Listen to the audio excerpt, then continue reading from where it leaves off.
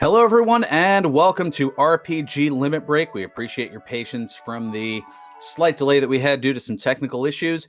We are here for a round 3 matchup here of the 5 Swiss rounds of the 2021 Dragon Warrior Randomizer tournament.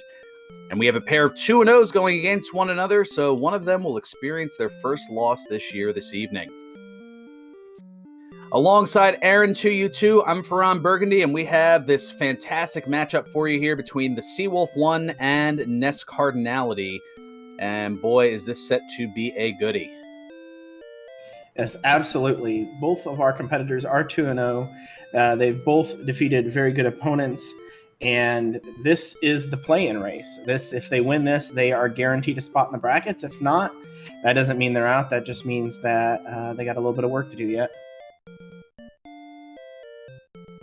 They most certainly do. And for those joining us for the first time, welcome in. The object of Dragon Warrior is for our racers to find and defeat the evil Dragon Lord. They'll also need to collect certain key items to trade in for the Rainbow Drop, which will allow the runners to enter Charlock Castle, the home of the Dragon Lord.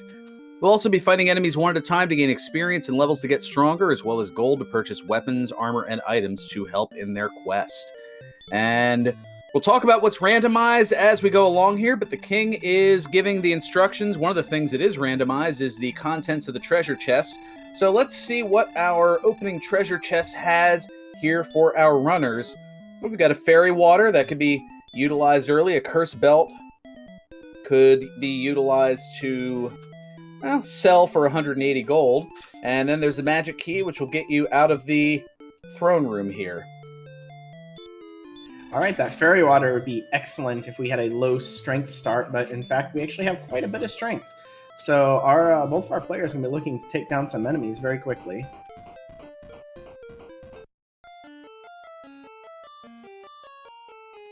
And opposite strategies here, NESCard goes straight over to the desert to try to find something, and the Sea Wolf just hopes for something in the swamp and does not get it.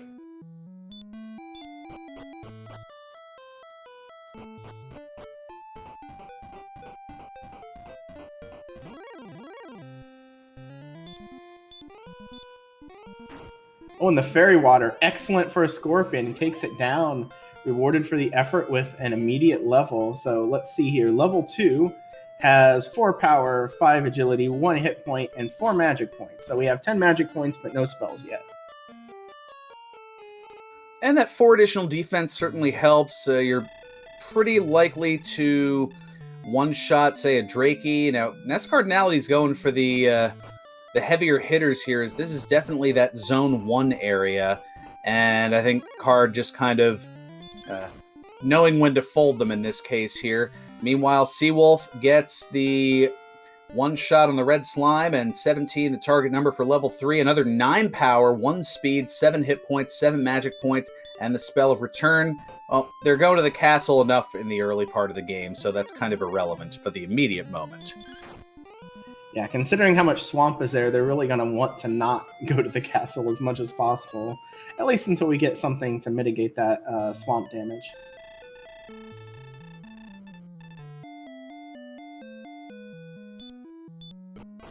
Indeed, as that swamp tile does 2 hit points of damage for each step taken.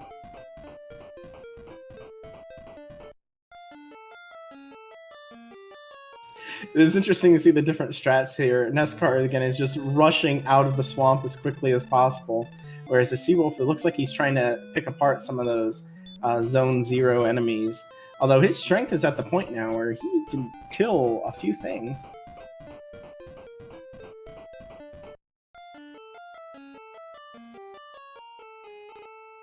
Yeah, 29 strength. A magician, for example, you're more than likely going to 2-shot, so a magician, a magidrake, another scorpion would be ideal here.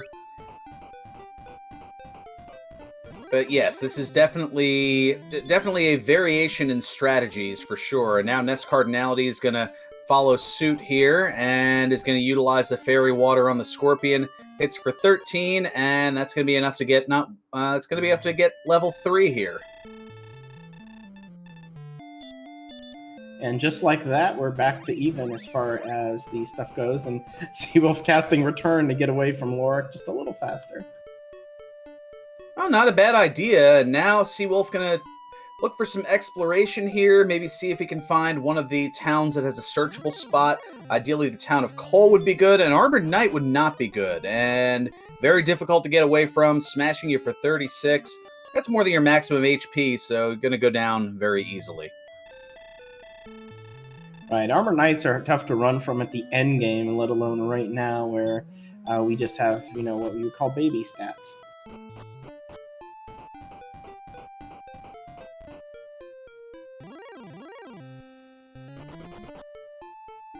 Now the Seawolf has the slime, which looks like an enemy he'd actually want to fight, run away from him. That is the drawback to the strength that he has. But Metal Scorpion would be good, but I think that's a little beyond him.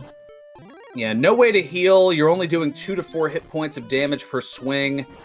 This wouldn't be so bad, except with the Drakema, if you had more of your resources. You could theoretically 3-shot, maybe 2-shot if you're lucky, and get some high rolls on a Drakema, but when you're down to 3 HP, it's just not going to get the job done. Now here's level 4 for NESCardinality. 0 power, 3 speed, 7 hit points, 5 magic points, still no spells. And then he found that the Scorpions have Stop Spell, which is a very good one for them to have because there's nothing worth casting right now anyway.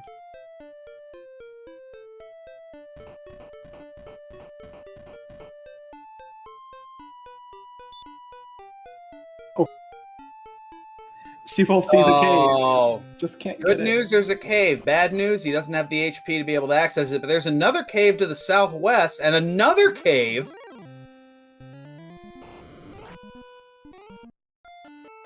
And we see that Wyverns have the traditional fire breath that does somewhere in the high teens to about 24 hit points of damage. Unfortunate, but with 3 caves, that's got to be a bit of a bullseye. I wonder if he's going to go straight back after them and might... I don't know if he took any damage before he got there or not, but might just go straight to him and try to get something good.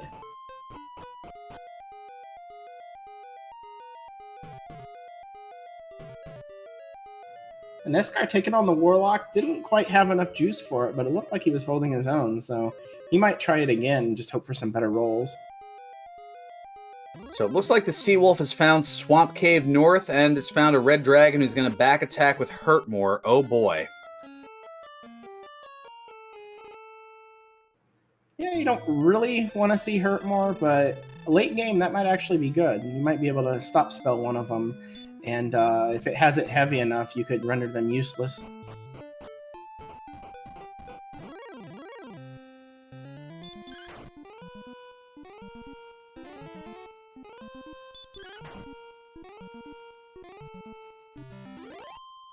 So there's the 2-shot on the Scorpion. NESCardinality finding a Wraith and not ideally what he's looking for. So we may just have a little traipse through the swamp, die, revive, repeat for a little bit here until we can get something to kind of break us out of the proverbial jail here.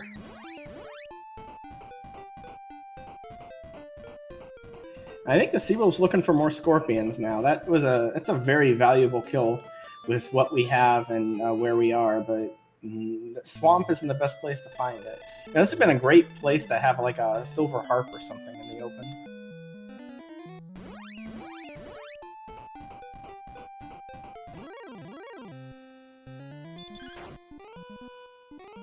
Oh, NESCardinality finds a blue dragon, is unable to get away, gets hit for 37 hit points, and Seawolf continuing to utilize that strategy, just looking to run into some of these Zone 0 enemies. The Scorpion is ideal, but is looking for a total of 82 experience to be able to get to the next level. One more Scorpion will do so.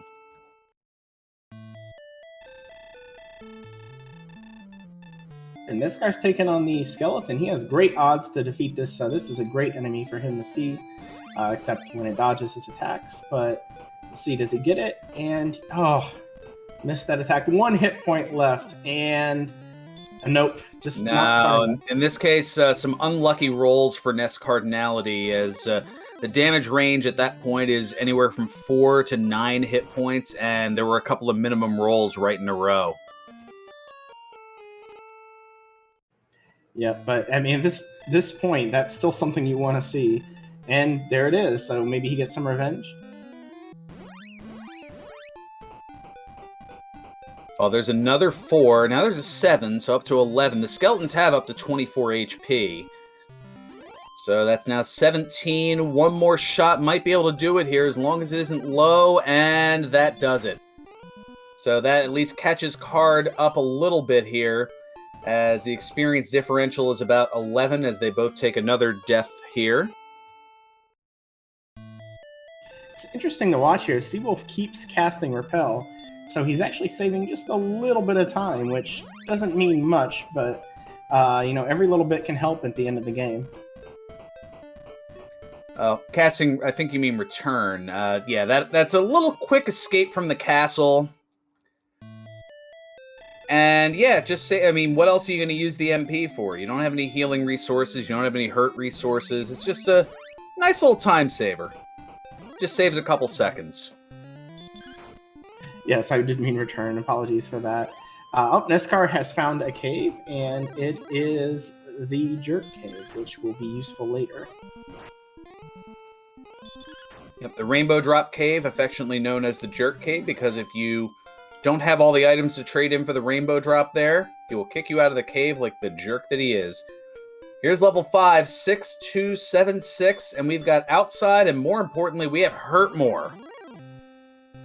With that, the sea just completely opens up. You still have to take all that HP damage getting out of the front, but you can kill almost anything right now.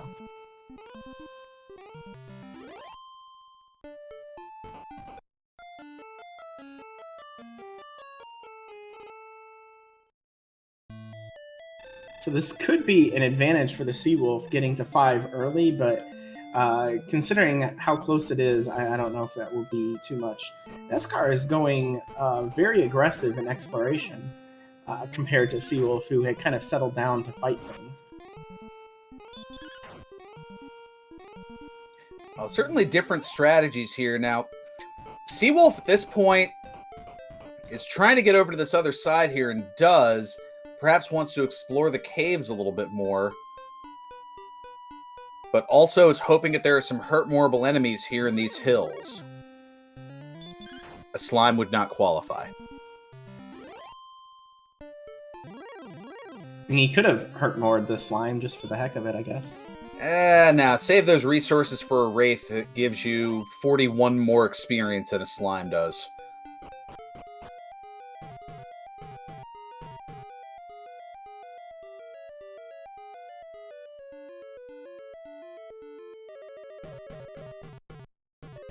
Now, NESCard has come across our first cave. Does it look like the... I can't tell where the Seawolf is going. Is this Tablet Cave, perhaps? Yes, it must be, because I can see him, looks like he's bonking into things and reversing direction repeatedly, which is pretty much how you do that in the dark. Yeah, no encounters, and I mean, he has Outside, so if he runs into a bit of trouble here, he could always cast Outside to be able to escape. And Card trying to chip away at level 5. We know that's a good decision. And we have the Stones of Sunlight in the Tablet Cave, so that is required. Well, it's always good to leave Tablet Cave without feeling like you wasted your time. And this looks to be Garen's grave on Seawolf's side here.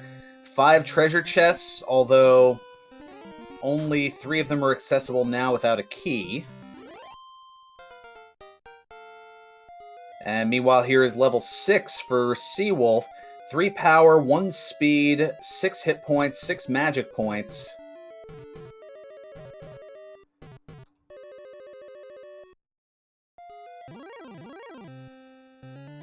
And it looks like, yes, there are those 3 chests in here, and I think he's just going to hurt more everything to play it safe, because he wants to get those 3, and then, whatever happens, he might get lucky and find something real fancy. He might just get a key, which would be great.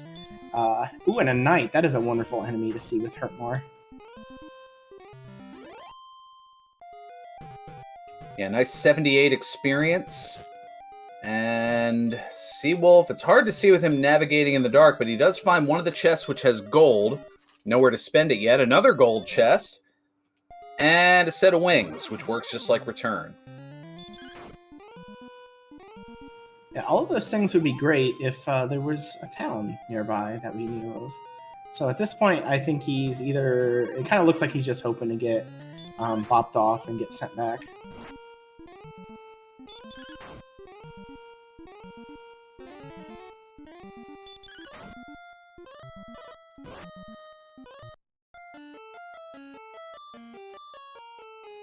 All right, and that puts the Seawolf into a grand total of 18 deaths in 14 minutes, and that's in the nature of the seed. But now we see NESCard getting level 5, and that gives him, with a few stats here or there, but also hurt more. And that opens up a lot of things for him as well. Well, with the direction that Card was traversing earlier, you might see him settle in and chip away at some of these... no Seawolf. No, Seawolf. That's not going to do so well for you. Yeah, it's difficult to imagine a scenario where that would have been great, but then again, you know, if he throws out like a heal or something, and as a result, that would be pretty good. Well, just that quickly, here's level 6 for Card.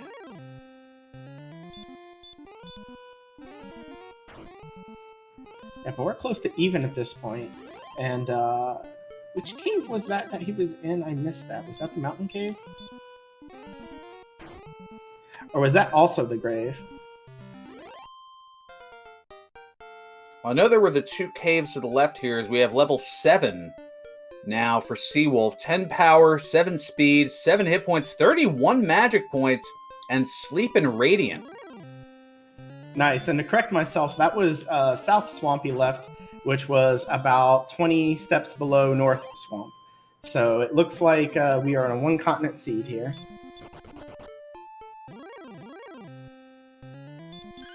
But it's also possible that he does not realize that yet, because I don't think he saw the caves to the west before he went into the Swamp Cave.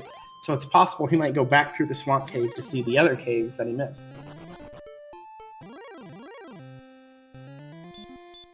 So now Card picking up the 2 gold and wings chests, and with minimal resources, probably going to take a death here.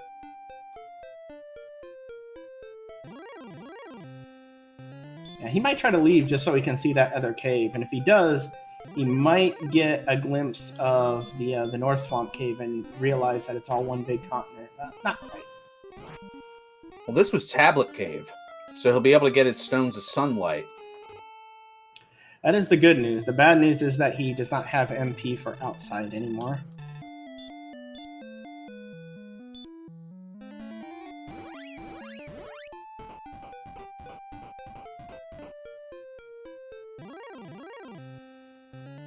At least I assume someone of his caliber pretty much knows how to get through this cave with no problem.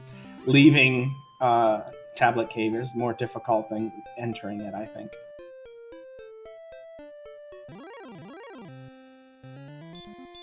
Yeah, pretty simple here for Card. Does take a little bit of time, and you see the experience differential kind of separating a little bit here. Armored Knight, though, is going to be a little problematic.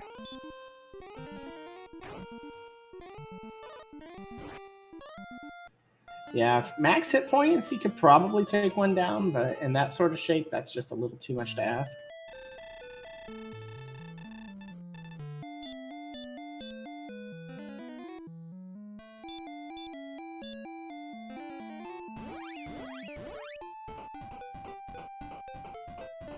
Oh, and the back attack from the Metal Slime finally takes out NESCardinality. But yes, a lengthy run on 1 hit point. Good amount of survival.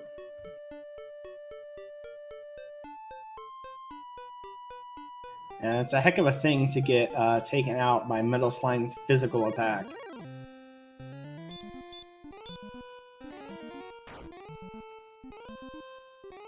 And we saw what was known in the community as a spark over bridge, a bridge over to 1 tile.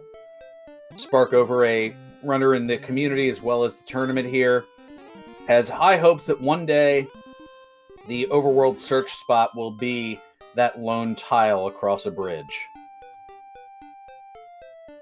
Here's level 8 for Seawolf, 8, 8, 5, and 1. Meanwhile, level 7 here for Card.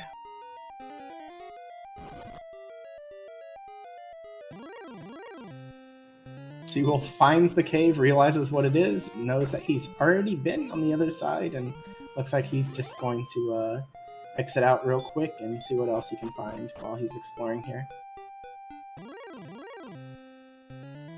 Yep, definitely one of those, hey, wait a minute type realizations.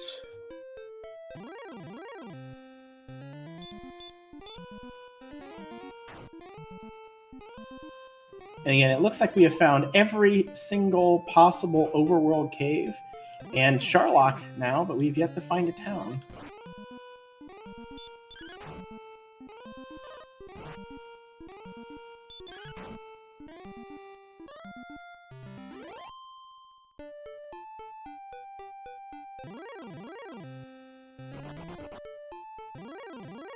And no way of healing either. Alright, that's making this a little bit more painful than it otherwise would be. If you have even just a regular heal spell, you could go quite a ways.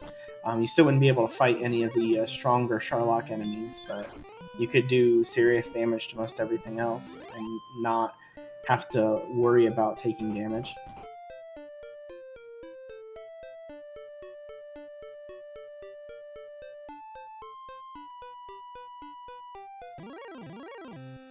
And we have a town sighting on Seawolf's side.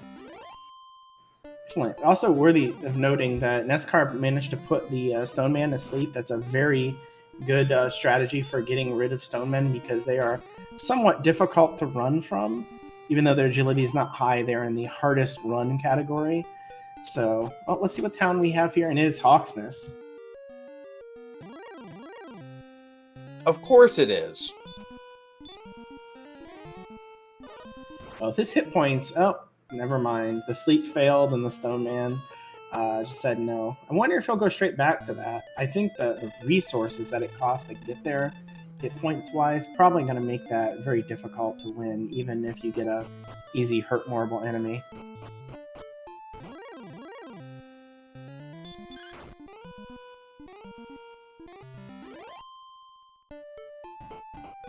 So yes, it looks like we're just waiting on the 5 towns that actually have any sort of civilization.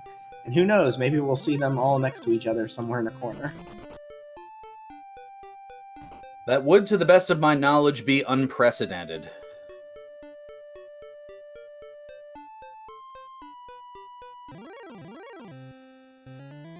I think I had a race recently where we had 4 towns all within almost one screen of one another, but that's not quite the same thing.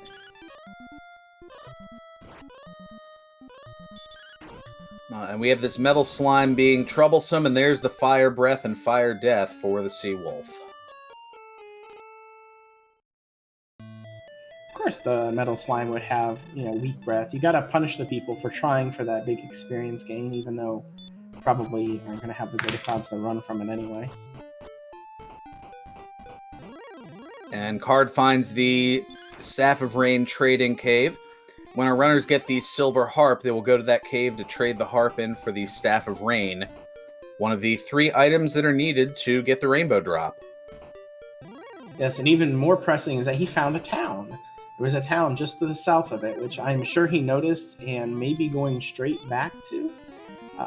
Any sort of civilization, it could be Cole, it could be Rimeldar, 2 towns that would give a whole lot of access that we currently don't have.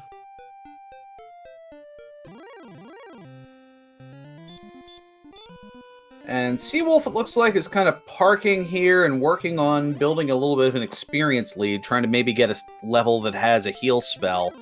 Card going up to level 8. The target number for level 9 is going to be 975, and this Druid Lord will do just that. So let's see what level 9 brings for the Seawolf.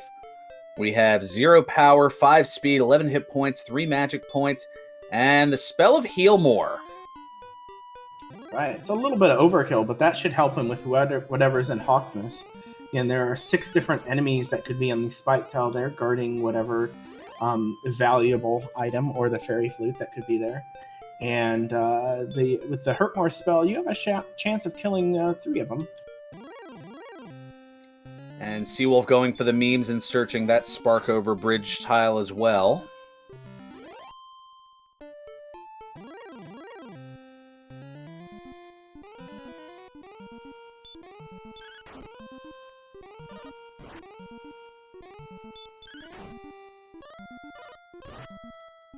Now the question will be, can NESCard get to whatever town that is? Will Seawolf go directly back to Hawksness, or is he just going to continue exploring for a little bit more?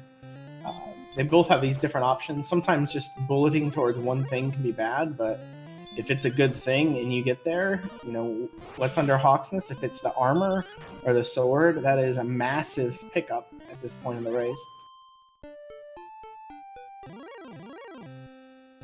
Yeah, Healmore certainly makes it more tempting to go back, but Seawolf has also found this little area here with these Druid Lords, and is just kind of getting 58 experience a pop. 1500 is the next target experience number for level 10.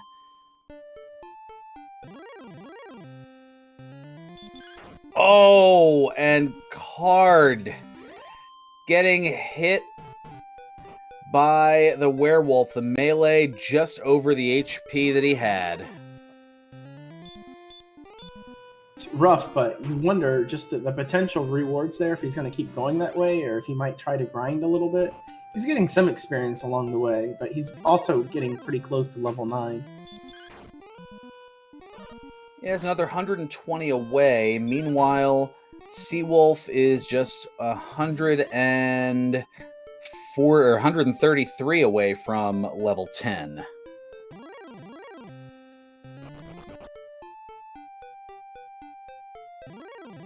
Well, an Axe Knight, that could be an extremely good enemy to see there. I wouldn't be surprised.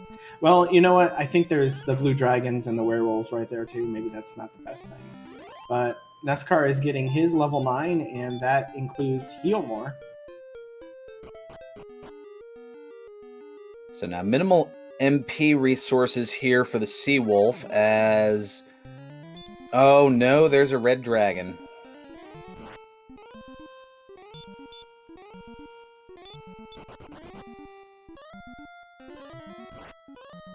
And it's casting Hurt More a lot.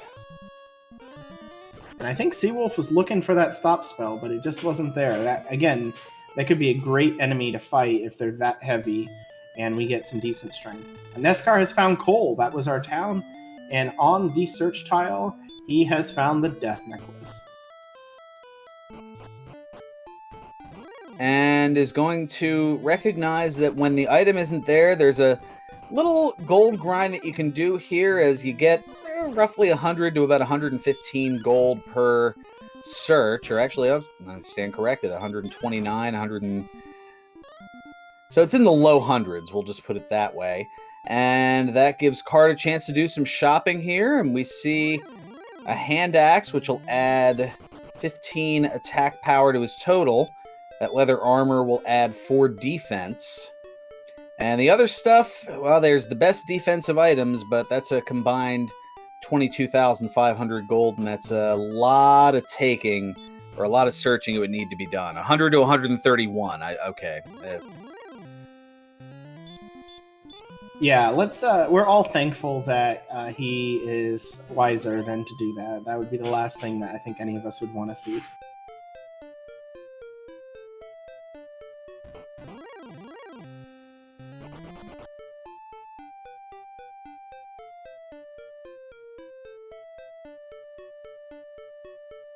So now that we found Cole, we have some sort of civilization. NESCAR's got himself an axe and some leather straps, and is has a little bit of defense. Neither of those are going to propel him too far ahead, but he has enough attack power now that if Hurtmore doesn't one-shot an Axe Knight, he can finish it up with the weapon, more than likely.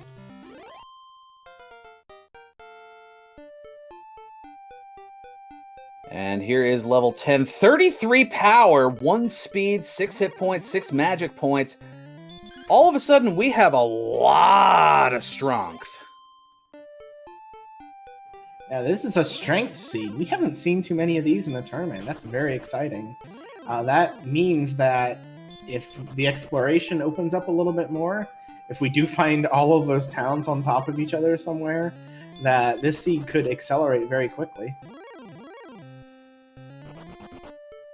It could, but I've seen enough of these seeds to know that that is highly unlikely. As Seawolf finds Rimbledar, that is the town that has access to keys, and those keys will provide the ability to go certain places that you otherwise wouldn't have access to. There's there's a treasure chest behind 2 doors here in this town. There's 4 chests in Tantagel Castle that are locked by a key, as well as another stairway to something. And with what we've seen already, we know whatever's under Tantagel has to be either the Stones Cave, which is a free item, or the Mountain Cave, which is 5 items. Let's see what's at the shop here. We've got hand axe, but it's been a little too much money on the keys. Maybe there'll be gold in the Rimbledar chest here, and then you can double back and have triple-digit attack.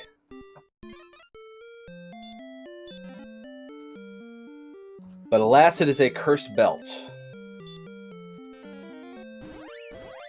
And the Seawolf is wasting no time going back, hoping for something big in these chests, which, again, we know is going to be at least 5, depending on how aggressive he can be in Mountain. With his stats and his, I was going to say equipment, but clothes isn't really too much to count on. But with what he's got, he could do some damage in the Mountain Cave, if that's what that is. And if it's a Stones Cave, it's a free item. Yeah, I mean, the clothes gives 2 defense and hides your modesty, so those are 2 important things. Well, there's a replacement key. And we have another key. And yet another key. Oh my goodness. And a set of wings. So a trifecta of keys locked behind a door. Go figure. Well, at least he needed all of the keys. None of them were wasted. That is also true. So this makes up for all the times where you utilize 2 keys to get into that Rimbledar spot and it's just 1 key behind it. Well, now you use 1 and get 3. So it's 3 for the price of 1. And we have a torch in the back of Tantagel's basement in the Vanilla Stones of Sunlight Cave. The important thing in the treasury is that since all of the keys are there, the only way to get keys is to find Remolder. So if NESCar isn't able to find that, he might be limited in what he can do in some areas.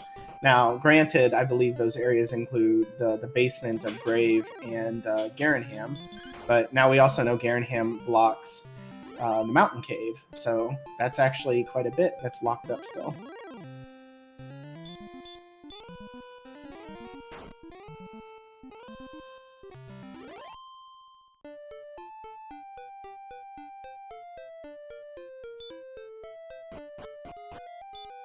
So Seawolf, it looks like, is now going to go back into the grave and try to check those 2 deep chests out. It's an interesting thing because a lot of people want to avoid the basement of Grave, however they can, and there is no gold grind inside of Tantagel, so the idea of going all the way down there and getting bounced isn't super appealing. But this could be important. Again, he doesn't know where any of the remaining stuff is, and he might just think that this is the quickest way to go forward. Yeah, I think given what's left, as Chad is noting here, it's definitely... I don't want to quite say mandatory, unless we find something down here that will make it mandatory, but it's certainly a good play here for Seawolf to at least, you have the access to it. Why not look while you're here?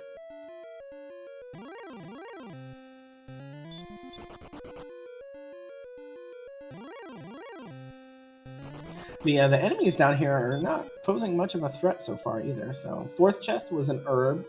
I'll get back to you in a minute about what the last one is.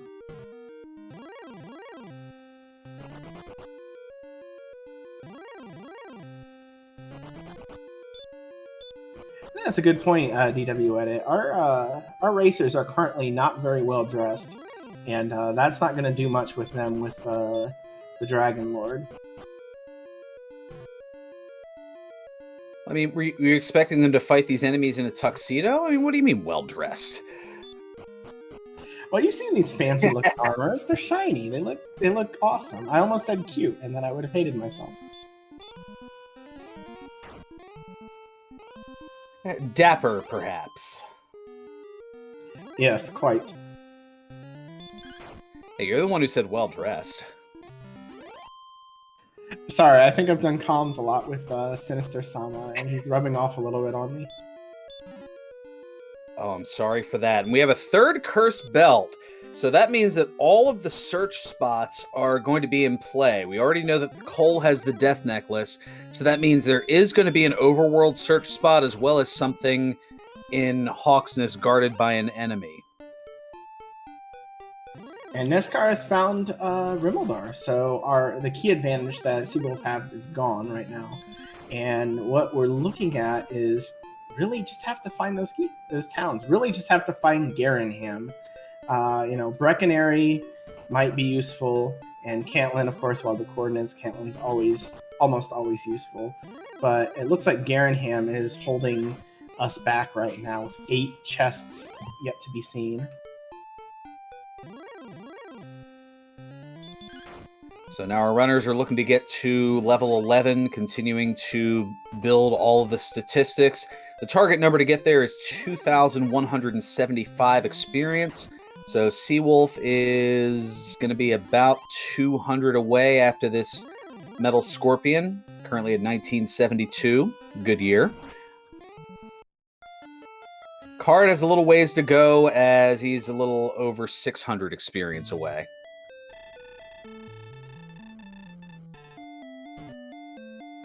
And it will be interesting to see if Seawolf winds up going back to where Cole is, if he ends up going that direction. It looks like he's still going south. So there must be something beyond here that he thinks he needs. And I'm not sure how much path there was yet to go in this area.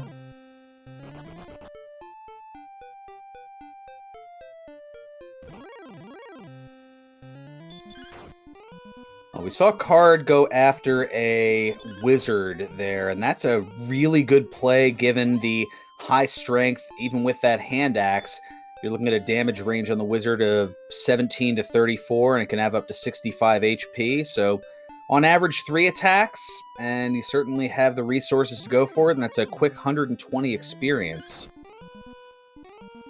Right, wizards are wonderful enemies if you have heal more, a decent amount of HP, and some strength. As they're pretty much resistant to any sort of hurt spell, and otherwise tend to be valued more than what they do unless they wind up with some nasty abilities.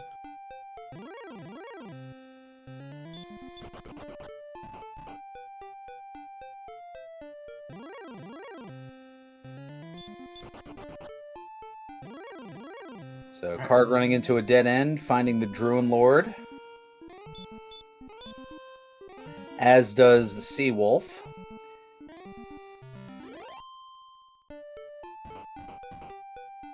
Yeah, 58 experience, nothing wrong with that. They're a very nice enemy to find mid-game, especially with Hurtmore.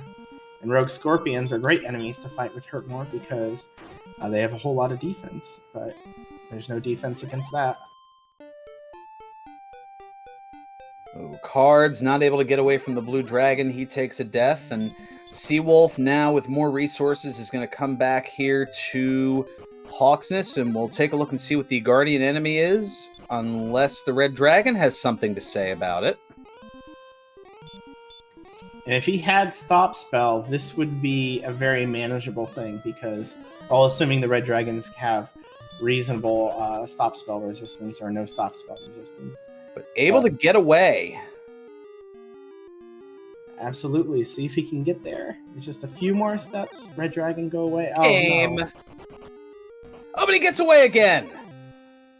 And it's an Axe Knight, a very ideal enemy, as slightly more often than not, you can one-shot them with a Hurtmore casting.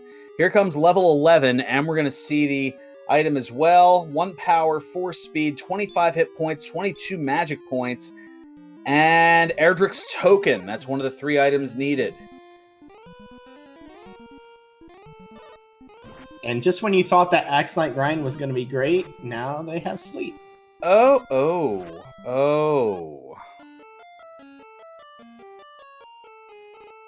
Just a little bit of pain there. What's interesting to note, though, is with the strength they have right now, with Erdrick's Sword, they would have 130 attack power and be very Dragon Lore capable. So it looks like Agility's lagging a little bit, which is usually of the 4 main stats, the one that you worry about the least. So otherwise, they're in very good shape and should be able to handle just about anything, assuming that they get stop spells in.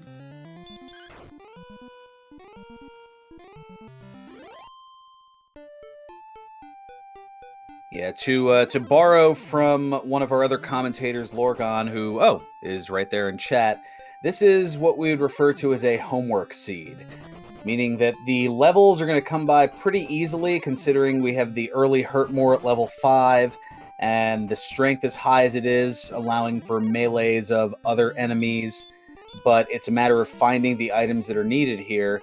Seawolf's going to go for the coin flip here against the Blue Dragon. I mean, now with that max 104 HP, well, wait a minute, here's Garanham on Card's side. Massive find, and he's definitely in shape where he can just go through, get those 8 chests. I mean, what's left? The harp has to be here, correct? Is there any other place it can be? Oh, it could be on the search tile, excuse me.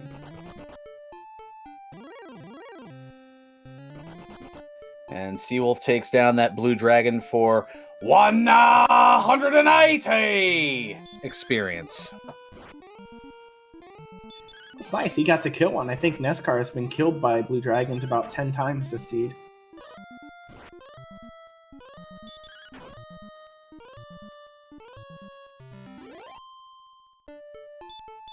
And this is all just with Seawolf's fists. Yeah, weapons are pretty much optional at this point. I mean, not completely, but it's not really holding him back. And the sword in Garanham, it's a great find. The best weapon in the game, it adds 40 to your attack power. So that's an improvement on that hand axe by 25 attack power. There was also an herb and some gold in Garanham, and now we have a red dragon. Is this the first one that he has seen? I can't remember. I'm not sure, but Card's going after it here. If it doesn't roll too high, he's got plenty of strength. He might be able to do it. And Hurtmore, I think, is worse or better than their attacks as far as damage done. But not able to take it out. Meanwhile, Seawolf was just trying to run away. He's looking to hold on to some resources here, but it's not going so well. Might behoove him just to try to go after it here. And again, there's a lot of things that have been nice about the seed after the start, at least. And the lagging stop spell is really hurting against those reds. That would make them pretty much tame if they could pull one of those out. And it looks like NESCAR is he going to the search tile, or I mean the spike tile in the swamp cave. Very possibly, just kind of looking to see, all right, I know that I need some things here, and will this do it? Now, is the Armored Knight... Oh, we'll find out in a moment here. Not a bad enemy to fight. He doesn't know about the HP gain that he gets here in the next enemy he kills, basically. So at that point, I don't know if he'll stick around. He might. Oh, wait, a red dragon. Ooh. Well, they're just everywhere, aren't they? And Card, even with a low swing, does take it out. And here comes level 11. And...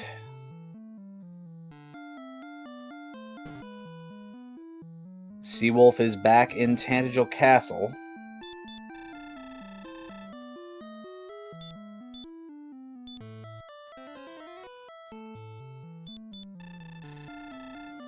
I'm a little bit lost on what Seawolf is doing right now. If he's still, if he got sent, did he get sent back? I think he cast Return, didn't he? Did he get stuck in a corner?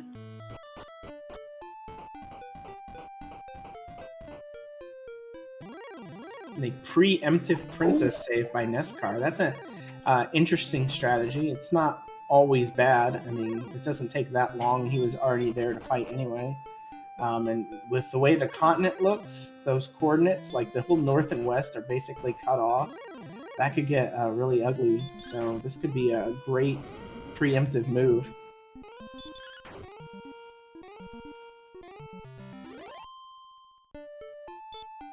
Now, is he going to bring her in to get Gwaelin's love? When you rescue the princess and bring her back to the throne room, yes, it looks like he is. You get an item which is Gwaelin's love. We refer to it in the community as the GPS or Gwaelin positioning system. Basically, she will tell you where you are in the map in relation to her, because with her but thou musts and whatnot, it's all about her. So if, let's say, the coordinates are 17 south and 38 west, she will say that she is 17 north and 38 east of you. And we know that she means it because she just took a torch from NESCAR, and it's always good when the woman you love is carrying a torch for you. Absolutely. And level 12, we have 3 strength, 4 agility, 1 hit point, and 13 magic points. And Seawolf finds the Staff of Rain trading cave, but, well, there's no harp to be able to trade in. Nope. I believe this is the first time he's seen Cole, and he is about to get the news. I don't know if this is good or bad yet, but it is not something shiny with Erdrick's name on it, which is probably what he's looking for the most.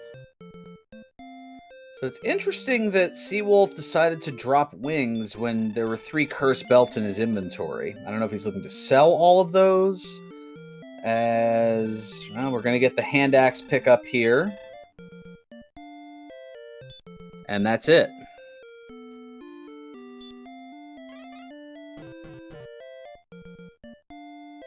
Yeah, very good point. Depending on how Charlock is, they really do not need to do anything at this point except find the stuff and go. They have stats that are capable of taking out the Dragon Lord. Granted, their shield situation needs some improvement, but if they find any of these places with a large shield, that's pretty much taken care of themselves. It's just the way things are feeling right now, there's probably good odds that the armor could very well be in Charlock. Yeah, I don't think they're completely ready to go. That defense is a little light. I mean, if they go to take on the Dragon Lord at that particular juncture, the Dragon Lord would be meleeing for a range of 30 to 61 hit points.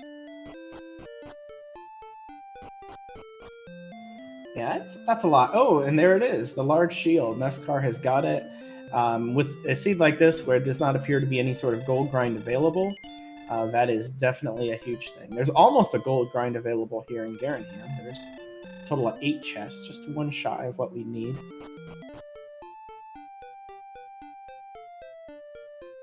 Well, if it gets to that level of desperation, I mean, there is the possibility, and at least it would be something that I would consider, but then again, that's why I'm not competing in this tournament, probably because of decisions like that. But the top of Garen's grave did have 2 gold chests.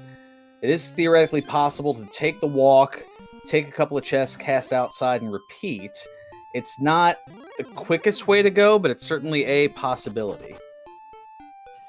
That's something that might be in the back of their heads if we get to a part where we find out that the armor is in Charlock, and that you need some sort of defense power more than leather or the clothes to be able to survive getting down there, let alone fighting the Dragon Lord, obviously.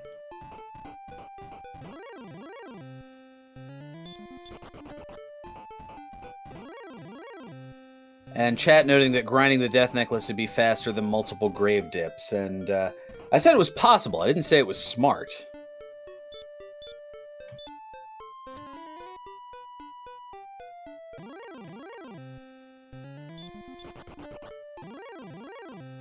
Man, imagine if grinding the death necklace for the magic armor is something that we get to see here. That would be a thing.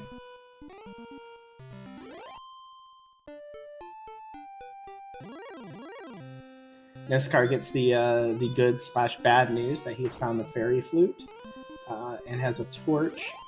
Let's see if there's anything else good here. We're still waiting on something. If he does not find the armor or the harp here, then I think it's guaranteed that the armor is in Charlock, because the harp would have to be in the search spot. But he wouldn't know that yet.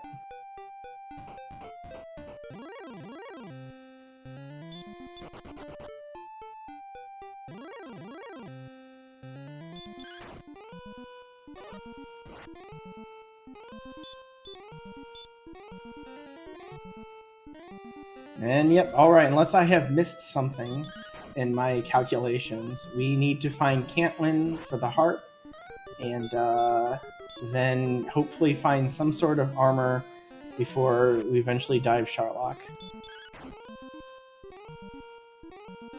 I'm just double checking that because I I completely missed what was in the cave because I didn't realize it was the mountain cave that Card was in.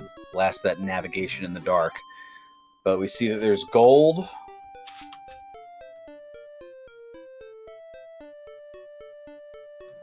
Armor in Charlock is something, I think it's new to this, not the newest version, but like the general newest version of this randomizer. And it seems to be coming up quite a lot, which is causing some interesting strategies, I think. Yeah, it's definitely creating some thinking, that is for sure. Okay, the fairy flute, and I think a torch was the other one. All right, so yeah, that means that Erdrick's armor is in Charlock, and the silver harp has to be on the overworld spot. As far as a leader in the race right now, for a while, Seawolf had a very significant experience advantage, but that is almost even now. NESCAR fighting the Erdrick sword is definitely an advantage, but he's likely to do a couple of things that the Seawolf has already done that could cost him some time. There's those red dragons outside of Hawksnest that could be a problem once he finds it. And there's also the grave if he chooses to dive that for the last two chests. It would take up some time. His exploration advantage over the Seawolf is great, though, because the things that the Seawolf has not found are more valuable than what NESCAR has not found.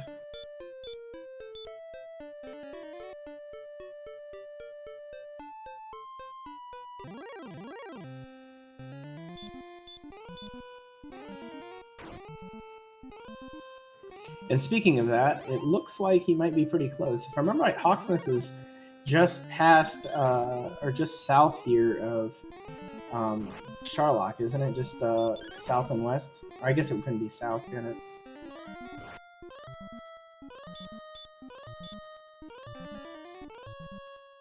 And the Seawolf continues to get plagued with red dragon fights. He's just not able to get through them, and that's really been hanging him up. Just getting them over and over and not being able to, without the sword, isn't really able to hit them quite as hard. He's still fighting them, he's still getting the experience, but they are slow and exhausting fights.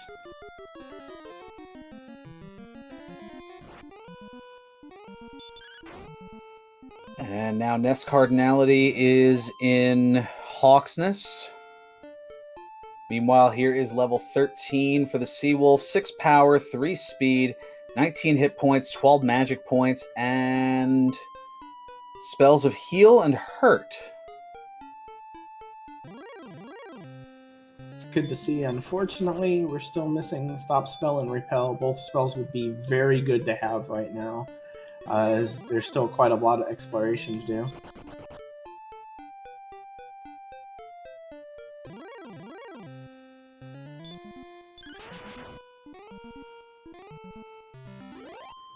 And that, again, that's the thing that kind of makes this Axe Knight grind negative. Not that we really need to do a grind. Our stats are pretty much perfect. And NESCAR finds the token. So now all that he needs is all that the Seawolf needs for Charlock access, and that is Cantlin, wherever Cantlin may be.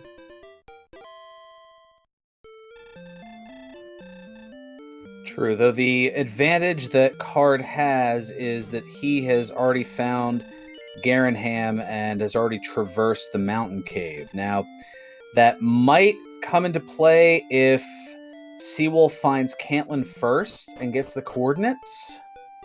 Because then he'll just have to find Garenham, sees the sword. Oh, but he'll probably want to check for the armor. Right. It's difficult to imagine that anybody would skip the mountain cave with the armor outstanding. The last two spots in grave, maybe, just because the ratio of what's in Charlock versus the time it takes to get through the grave. But with their stats, it won't take them very long to just blow through grave, especially if they eventually get repelled.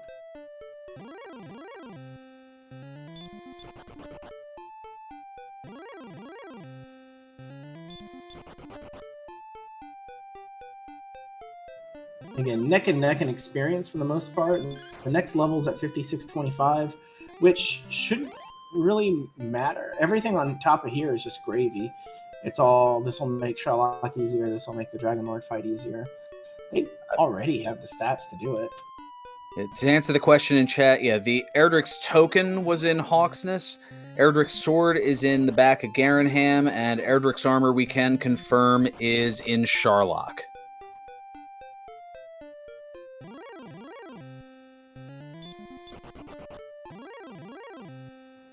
Yeah, we're just on a giant geocaching expedition right now, just going around and looking for wherever the little town of Cantlin might be hiding.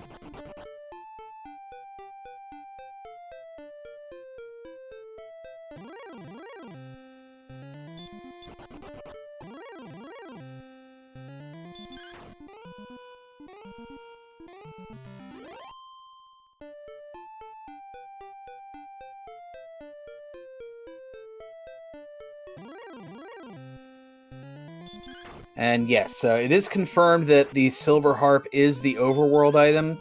However, we do not know where the coordinates are because Cantlin has not been found as of yet.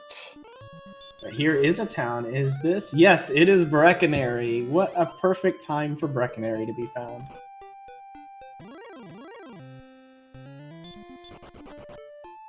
I was trying to will it into existence for the purpose of exploration, and of course the game said, "Ha! That reverse psychology doesn't work on me." That's when you find Breckenary, right? When you want to find a different town.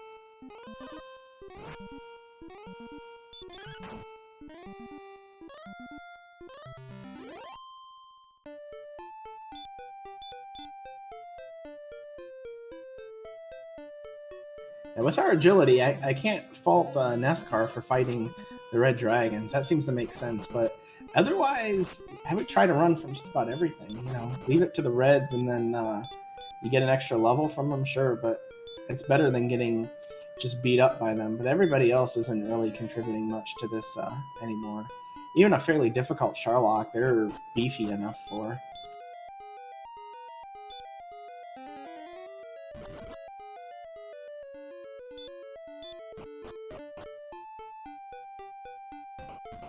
And with the entrance into the swamp cave, that also reminds me that another, at least potential advantage that Card has is having a preliminary rescue of the princess. So if the coordinates are rather challenging, that is one less thing that NESCardinality has to do. And that was just something that could have been useful, maybe not. The defense of our players is so low that Repel still does a pretty good amount of work if they were to, you know, go buy fairy water at Breckenary. But it's, 48 even for NESCAR is only going to repel maybe half of the enemies in the game.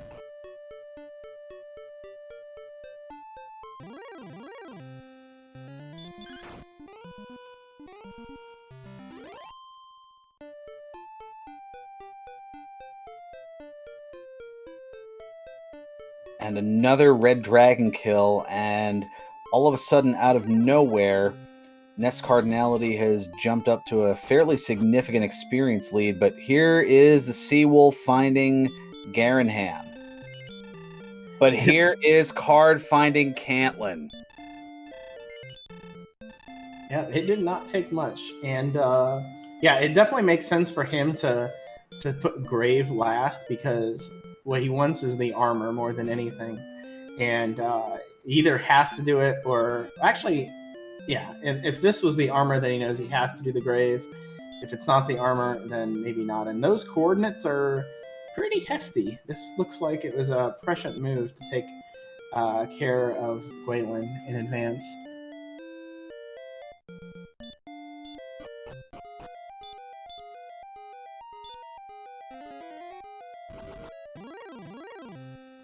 And he must be banking very heavily on the armor, because he has plenty of money. Unless he's thinking about saving up for the magic armor. That is a possibility too. It's not that far away. And even that gold grind in the town that I joked about earlier isn't so bad when you're already half the way there.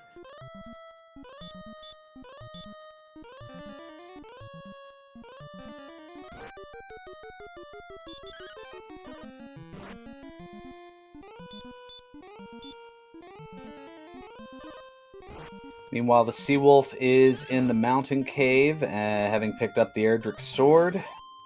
And there's a big 255.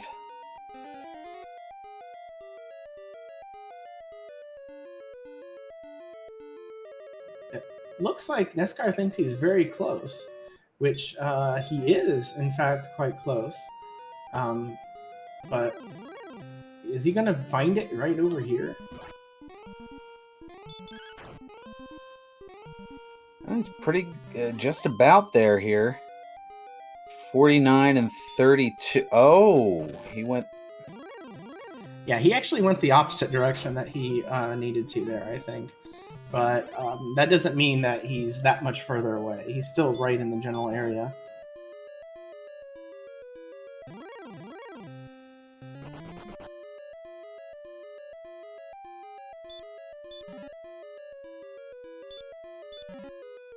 Well, here's level 14, 4 power, 5 speed, 5 hit points, 0 magic points, and the spell of Stop Spell. Finally.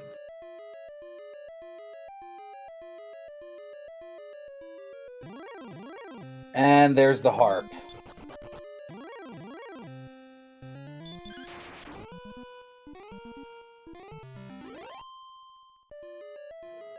So I had mentioned it before. Are we going to see a direct dive right back into the grave to get those last 2 items, or would he chance Charlock without it?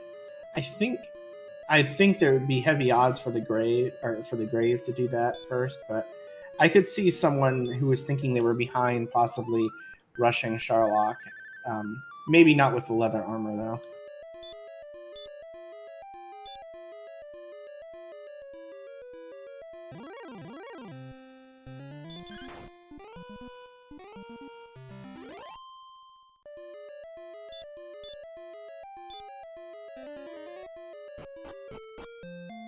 Right, Seawolf has finished in Garanham and found that there was nothing particular in the mountain cave, nothing of super interest, and now is looking to just refill and probably just try to find what's left, which for him we know is Draconary and Cantlin.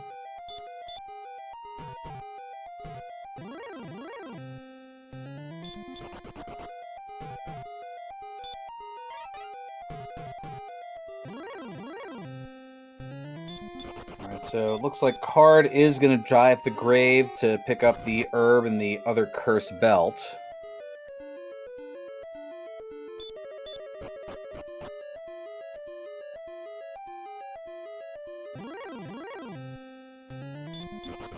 I'm always fascinated that you remember exactly what was in there. I was just trying to think of it myself.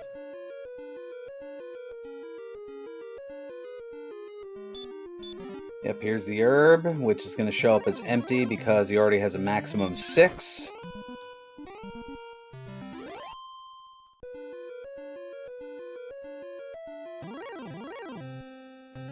The Seawolf is just very much nowhere near where he needs to be to figure this out, unfortunately.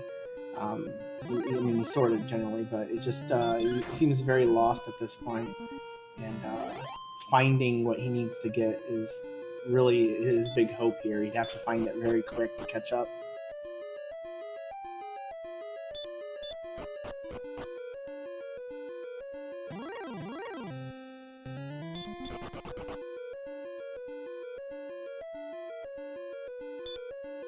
The fact that NESCAR has not taken a death in a very long time has allowed him to amass quite a bit of gold, and so getting to a magic armor isn't very tricky at all. So once he sees this, we might see him go directly back to coal and continue to grind on that death necklace spot to get to that magic armor.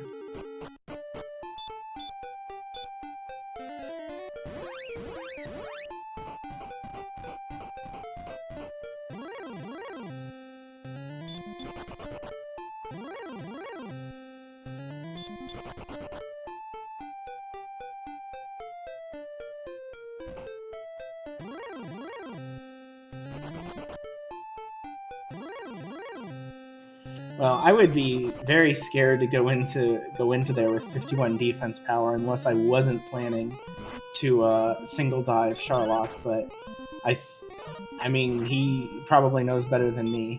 It would be kind of scary, but it's definitely possible.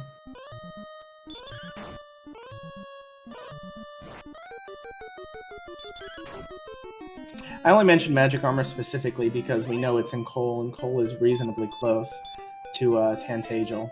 I don't know where else any other place that's close by that would have it.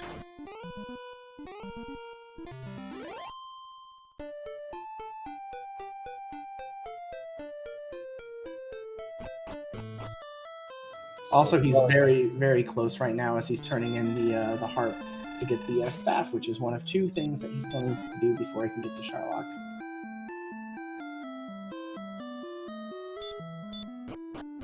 So now there's just the Rainbow Drop Cave on Card's side, and Seawolf needs to get to Cantlin.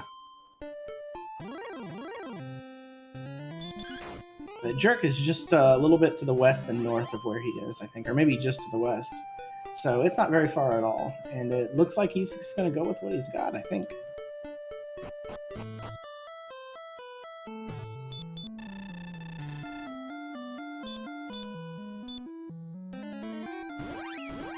There is the Rainbow Drop, and Card back into Tantagel to probably refill on the magic points.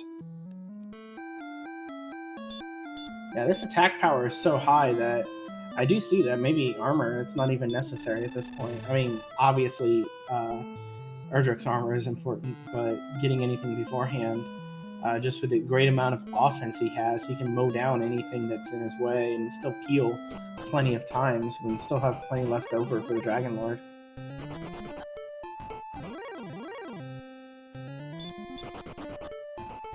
Yeah, at the moment, the 145 attack power, you're looking at a damage range of 11 to 22 on the second form of the Dragon Lord, with it having a maximum of 165. That's an average of 10 attacks. And the fact that he has so much hit points that even if he got a little bit more, probably wouldn't want to use the Death Necklace just because the high range, I believe right now, oh, excuse me, I forgot. He'll have the armor before he gets there, so that won't matter.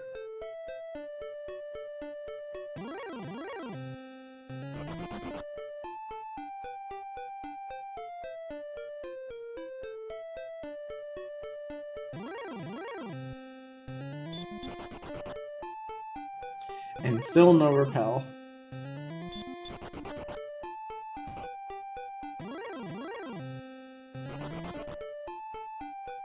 Nope, our runners are guaranteed to learn all 10 spells by level 16, so repel will either be at level 15 or 16, but at the rate things are going, I don't know if we're going to see those.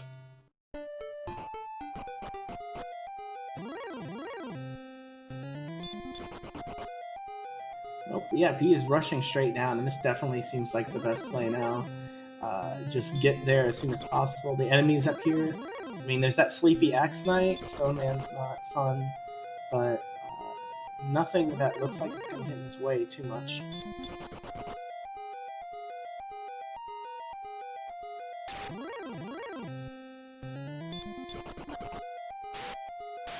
Charlock is known as the Great Equalizer, and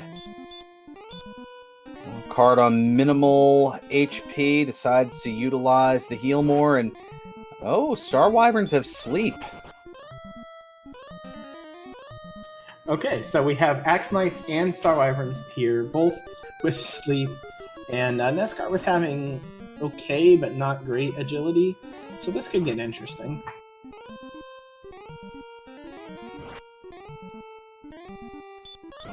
Well, even though the hurt spell doesn't do a lot of damage physically, what it does damage on is the clock. It just takes up that little bit of extra time of being stuck in the sleep loop and a caster hurt. It's just kind of one of those slow burns. Yes, it damages your temper more than anything. After about 3 or 4 of them, you're just extremely angry. And he's fighting the Armored Knights. That definitely seems like a sort of thing he would do. The enemies that are hard to run from, you might as well just mow down.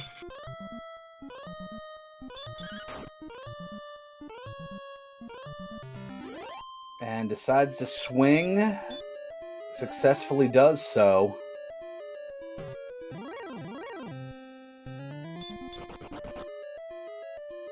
No, good point. We've not... I actually haven't made a whole big deal of it, but yeah, I guess we can play the pyramid game for where we think Erdrick's armor is going to be. There are 6 treasure chests in the bottom of Charlock.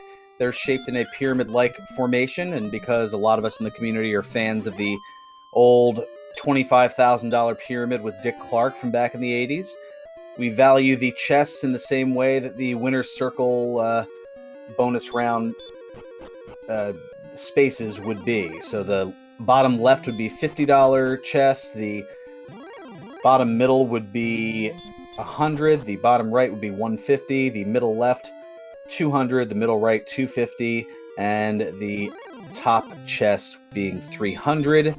And because there's that vanilla one that is kind of out of the way, we refer to that as the judge's table.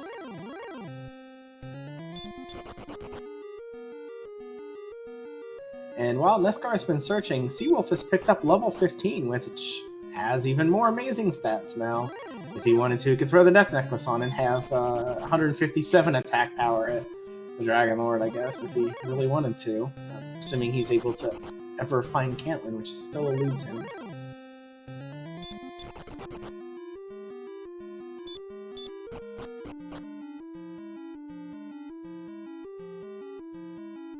And at this point, just seeing he's going back over areas he's already been, I think he is missing some key bit of information in his search. That there seems to be something that he has missed, that he doesn't know that he's missed. That maybe he's drawn a map and blocked something off that shouldn't be blocked off.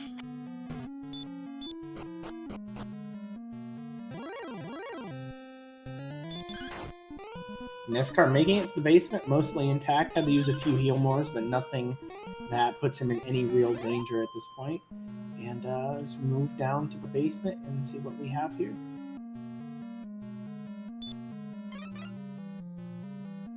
So let's see, the 150 chest is a dragon scale.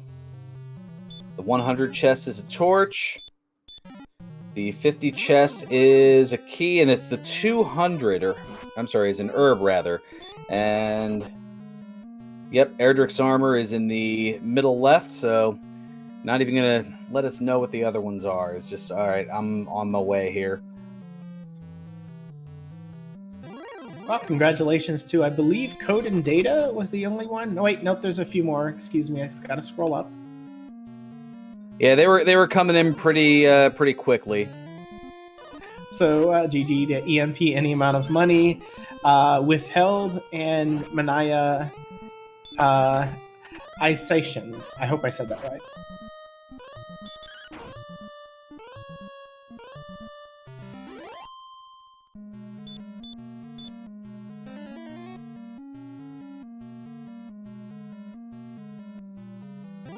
we are down to 10 heal mores, but he is still in absolutely great shape at this point.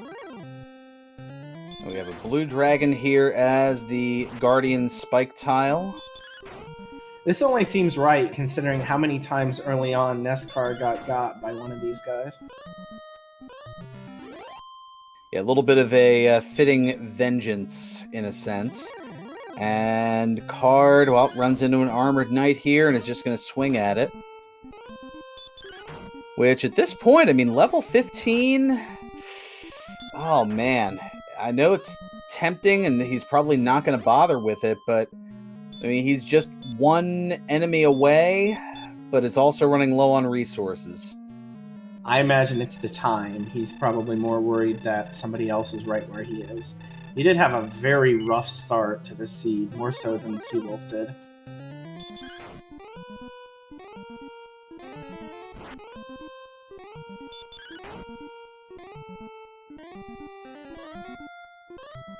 Alright, as he's going in, it looks like Dragon Lord 1's not causing any problems. To note that with his agility, the Dragon Lord can do up to 51 points of damage, so that still needs to be on his mind. So here we go with the damage count. Does get the double here, 17 and 21. 2 great rolls, up to 38 already. Dragon Lord can have anywhere from 150 to 165.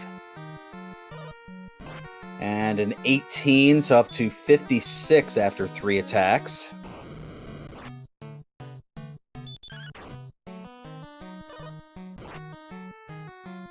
Now at 71, gets another double attack, and now up to 88.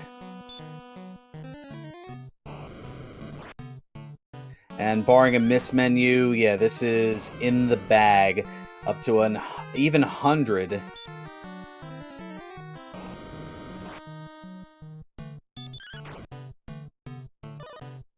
$121.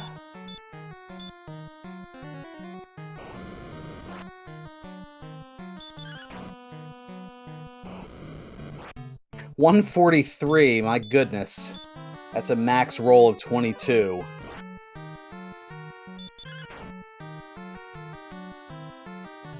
And 164 is enough. Alright, the Dragon Lord goes down, and NESCardinality takes the trip back to Tantagel, where he will meet his king and his love, and this will be a GG for him. Yep, GG's in chat for NESCardinality, who will go to 3-0 here in the Swiss rounds with an official race time of 1 hour, 16 minutes, and 27 seconds. And just like that, the Seawolf has found Cantlin, the thing that has been eluding him for so long in this seed.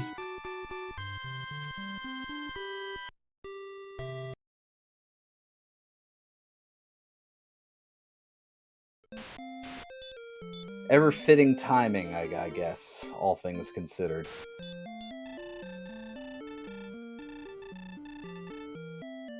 And we are joined here by NESCardinality. GG. Thank you.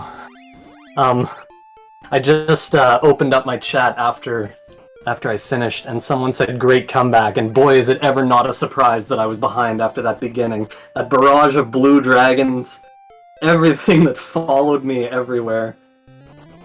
We were saying the Guardian being a blue dragon in Charlock seemed almost fitting, considering the deluge that they were laying upon you in the early game. That's a nice way to put it. I'm inclined to agree. I didn't think about that, but I totally agree.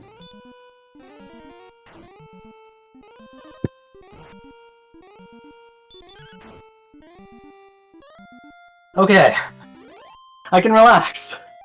That's not going to happen for a while, but yeah, this one was really intense. Everything was really spread out.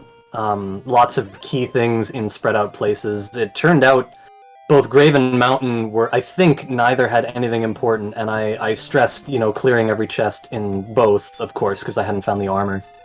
But I guess pretty much everyone would do that in these kinds of situations. But yeah, very proud of myself for recognizing that the game plan absolutely had to be to win in one dive, to get the armor and beat the Dragon Lord.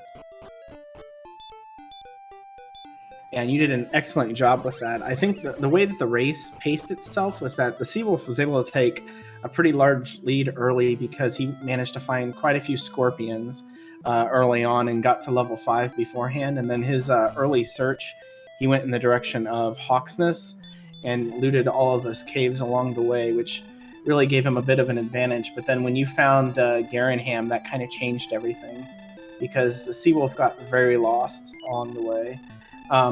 What were your thoughts, like, as far as grinding goes? Because it seemed like there were a lot of times where there sort of was a grind, but then there'd be something kind of in the way.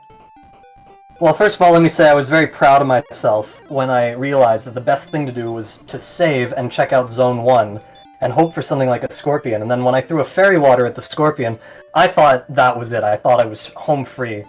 But little did I know, the blue dragons were waiting for me. And after that, it was just, worry that I was in an uphill battle the entire time.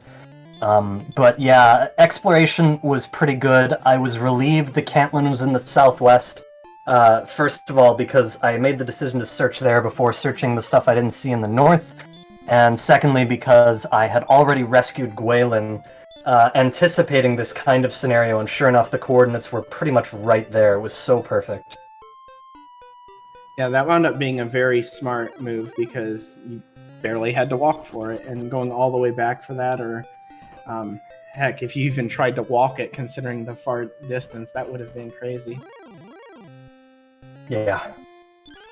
Especially with these red dragons that seemed to be everywhere, they were certainly problematic.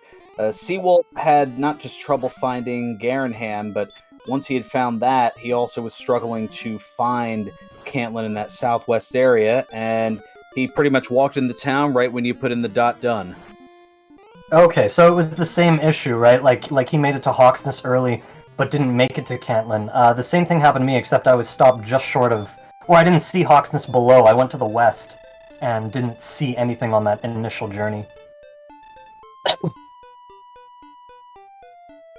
Yeah, then once he did get the coordinates, he had to double back, did get the princess, and is now traversing over in the direction of where the Silver Harp is. Was that the one on the map? I think it was. Yeah, the Silver Harp was the overworld item. Yeah. Okay. And Drakey, or move out of the way, Drakey. There we go. There is the Silver Harp for the Seawolf. So I think I was at level 14 when I won. What level is Seawolf now? He's currently at 15, and that's just because he's been kind of, as you were doing with the Red Dragons and Armored Knights, just swinging as opposed to running because the agility was less than ideal. Yeah. I kept flip-flopping on whether or not I wanted to go to 15 or set myself up, and after running from a few wraiths, I settled on swiping at wraiths and wolves and everything, and just putting myself in the position just in case there were red dragons and armored knights. There were armored knights, and I came very close to the level, right down to the last floor when I was swiping at wizards, thinking if the armor's upstairs, I want the next level. And then finally when I got the armor, I said, okay, we're running from everything, we're going to beat the Dragon Lord at this level. Yeah, it was, I think you were maybe... definitely somewhere in that 150 to 180 away from level 15, and the thought was certainly there. Looking at the statistics, the main thing of note, the agility would have gone up by 9. Let's see, yeah, it would have been 2 strength, 9 agility, 7 hit points, and 9 magic points. So a decent level 15, all things considered. But probably negligible in the grand scheme of things, especially with what resources you might have had to use to get that level. Right.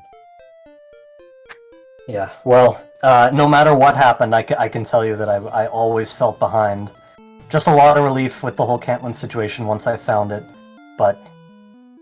I was hoping for the armor to be in the grave, but if Seawolf actually cleaned it out that early, that could have been really bad for me in retrospect.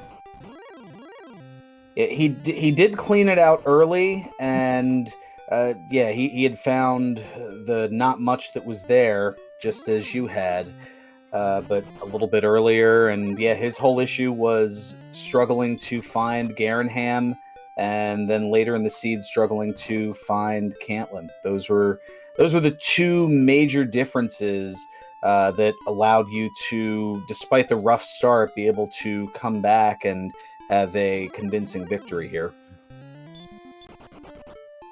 All right, well, I can't wait to watch it back tonight, as I always do before I go to sleep. Should be very interesting, especially if it was an uphill battle. If it was like everything I'm expecting, basically, for the first half or so, for who knows how long. Looking forward to seeing exactly what happened.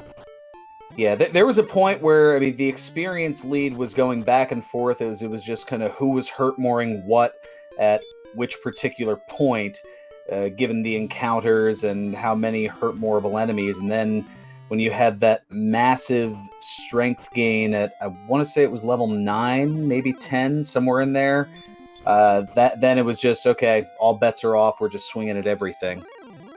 Yeah. A lot is a blur right now. I don't even remember where I found the sword. Maybe it was a Grinham chest? Yes, you're correct. Yeah, okay. But yeah, once, because I think I already had the big level at that point, and or maybe it was right after, but yeah, once I had that and the sword, I knew that everything would be very fightable. Alright, I gotta open up the RPG limit break and see where Seawolf is. Right now he's on the first floor of Charlock and is being annoyingly slept by a star wyvern. Was worried about those. Seeing them in Charlock, I took nothing for granted. I was scared to be at 70 hit points knowing they were on the bottom floor. Even with the armor, seriously, like, anything can happen. Yeah, they were casting hurt, but not as frequently as one would hope. And actually, it looks like, at this point, Seawolf's gonna get level 16 before it all's said and done.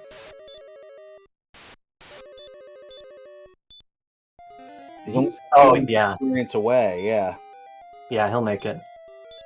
Does he have the armor yet? No. Okay. No, this is his first venture into Charlock. He had just gotten the rainbow drop maybe a minute and a half ago, and then just a quick jaunt over to where Charlock was. It'll be interesting to see if he ends up fighting with the same sort of strats you did, or if he decides to equip the Death Necklace. It's not going to, shave the fight by too much, but when you're in this situation, it might be, just fun to do near 25 points of damage on him. Well, Oh no! yeah. No!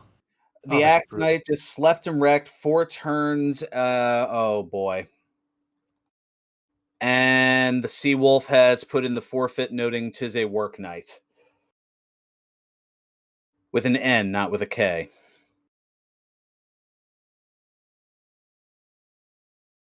And there is the Seawolf, and wow, that was rather mean at the end there.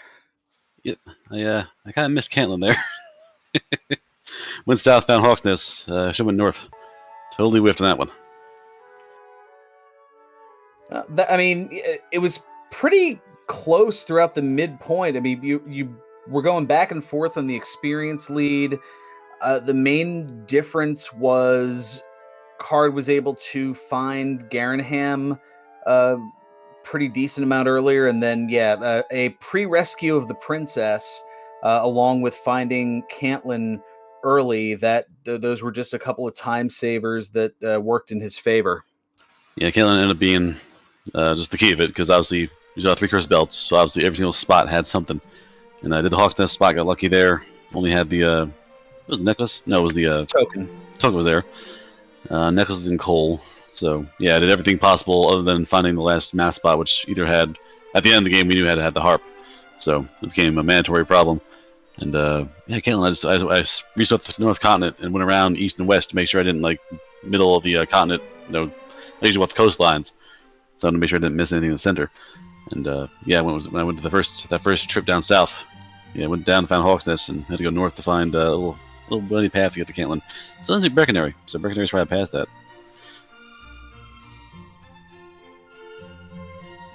Yeah, it was unfortunate with the routing and such, and we saw that Garanham and Cantlin were the two big lynch points, I think, in this race. Before that, the opening was really good. Or at least yours was. You might not have realized that at the time, considering how many deaths hit early on. But when I walked out of the castle, the fairy water in hand, saw a scorpion instantly. I'm like, oh, can't get any better than this. Just chuck it and get my level, and we can go from there. Yeah, it was. There wasn't much to do, but this seed ended up turning into almost a jet seed by the end of it, considering how much time was lost at the beginning and how many deaths there were. Outside of the exploration, was there anything else that really kind of stuck out to you about this seed that's kind of lingering in your mind? Not really lingering, just had a high encounter rate and felt a little weird. But no, red dragons had sleep, and not sleep that hurt more, and they were really, really frugal on casting it. So it must have been 75, 25 attack. But yeah, accident having sleep. I thought accident because the accident Hawk's Nest. Like, oh great, I'll grind here for like level 2. I have like 80 magic points. This will be great. And then instantly put to sleep and killed. So accidents were off the menu. And stop spell 15 and repel at 16 was a problem. I was hoping to find Brecconary just to find, fairy waters, just to get the maps. Let me find Cantlin faster. It just never panned out. But just simply obviously a big swamp opening. Everyone got what they wanted finally. And we had to slog through that for 3 or 4 levels. Healed and show up to level 7 or 8, I think it was for heal more. And just simply had to go through it, and the caves are all in the middle of the map. So you found the Jerk and the Silver Harp. All homework was in north of the castle. All the other caves were south of the castle. And mountain caves in the back of Garanham. Yeah, not much weird. Just I missed that turn to Caitlin. Like, I didn't feel like outclassed in the seed. I didn't feel anything dangerous. The map just got me good at the very bottom there. That's another thing. People are always asking me about in these seeds where you don't have repel. Why didn't I buy fairy water, or when was I thinking about buying fairy water? Most people watching, I've noticed, are very observant. But for those who are wondering, Brecconary and Cantlin were literally the last 2 places I found. So I just had to suffer with no repel and no fairy water the whole time. Yeah, that sounds about right. Same thing here. I was like, oh, finally Cantlin. I was like, screw it. Just Cantlin's got coordinates. Brecconary is somewhere, but A, it's Brecconary, who cares? And B, at this point, I figured looking at the map at like 115, 120, I'm like, yeah, between the stats we're getting now, levels 8, 9, 10, that 30 strength, the stat we had, like if NESCards had done by $120 or $130, I'm definitely getting cooked. So, I wasn't worried about the fairy water at that point. Yeah. Yeah, no, and then Accidents got lucky. Yeah, Accidents, I think I fought 3 of them. I killed the first one, Hawk's Nest, went pretty good. And the rest of them, I think 2 or 3 times after they put me to sleep and just killed me repeatedly. I'm still wearing cloth, by the way. I never bought any armor. So I have a large shield and clothes. And I knew armor had to be in. Armor is in Charlock, right? If I'm not crazy. Yeah, on the bottom floor. I opened up RPG Limit Break, and you were just on the first floor entering Charlock, and I noticed you had the clothes, and I suddenly realized I had taken a couple looks, maybe in like Garinham and such for armor, but I think I bought leather armor early and had it for the entire thing until I got Eredric's armor, so pretty much definitely not much armor for sale. I think magic armor is somewhere in Garanham, but I didn't have gold at the time. And everywhere I went to was weapons. And by the time I got to Cantlin, I'm like, well, hopefully I get the armor fast, because I'm definitely behind now, because I walked the world 3 times at north. I'm like, nope, I don't have time to buy armor. I got time to get the Charlock and pray for a good dive. And then I found the birds, and the accents were in droves. So, sleepy time. All right. Well, thank you guys both. GD to you both. Ferran, do you have any last thoughts?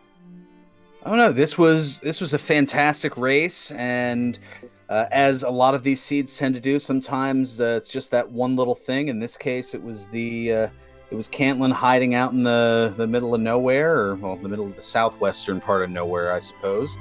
And yeah, I mean, we're looking forward to a lot more. I mean, Card, you're I believe definitely in the bracket with now going 3-0, and then just solidifying your position in the next 2 weeks.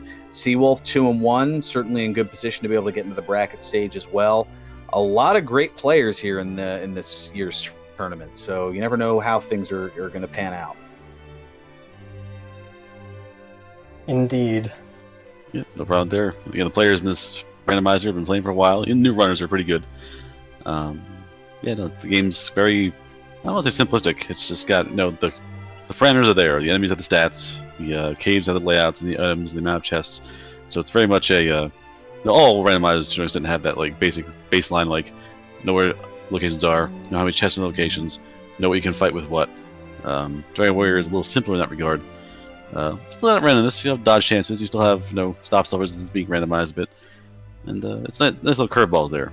The racers that are playing now definitely know the game's, basically have the general idea of the game, how it works. Absolutely. Thank you guys for putting on this race. This was a pretty tough seed with everything so spread out, and more than that, us being strong enough to beat the Dragon Lord at level 12 or maybe even level 11, and having to walk around wondering like how long is it going to take us to find everything. I mean, it's a tough environment, especially in a race. It was a little bit stressful and really interesting to puzzle out. Yeah, no, I was it stressful. I just knew it was there somewhere. It's like I know it's in the world. I can't die. I'm killing red dragons in 2 rounds. Yeah. Just gotta find the town, find the stupid old man with the directions. And that's always easier said than done.